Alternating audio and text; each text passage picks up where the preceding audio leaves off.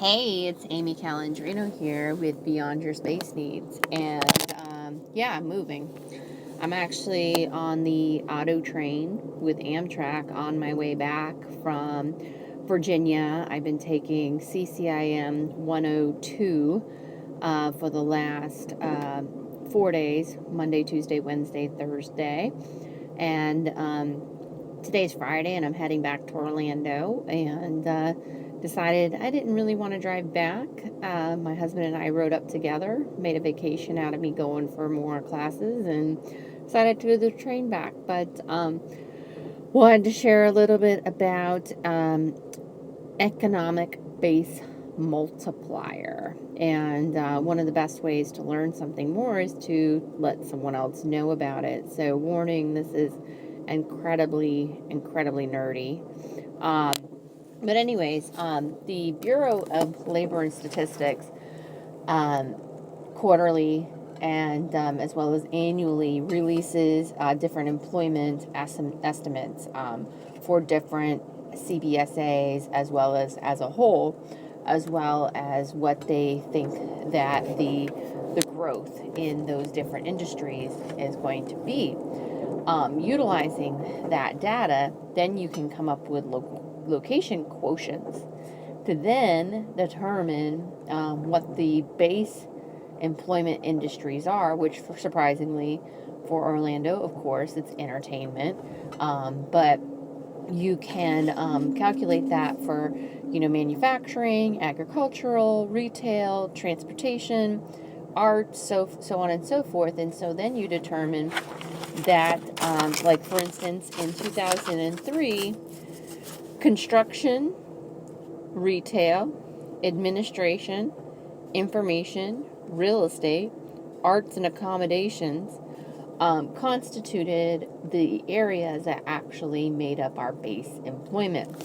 From there, and you get all this using this crazy formula, and it actually ends up being on a spreadsheet, kind of like that.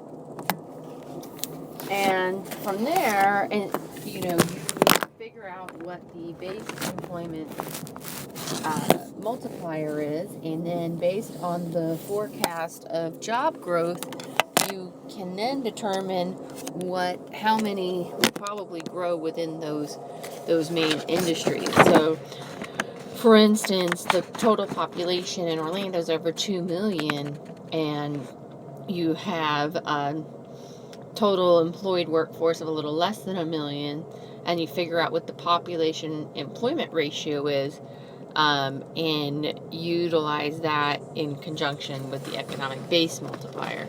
So from all this kind of information, you can utilize this to figure out what your future economic base is going to be. So for instance, if you had an estimated economic base multiplier of 6.4 and you were forecasting 1,000 jobs, your total employment might increase by 6,400. So you figure out what the basic employment is going to be, your basic multiplier, to then figure out what your total employment would grow based on the growth within those basic employment industries.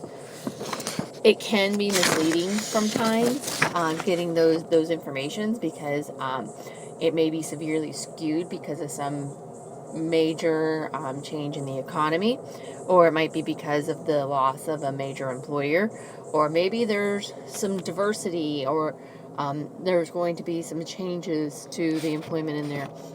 So that can forecast it. I mean, that can have an effect on it.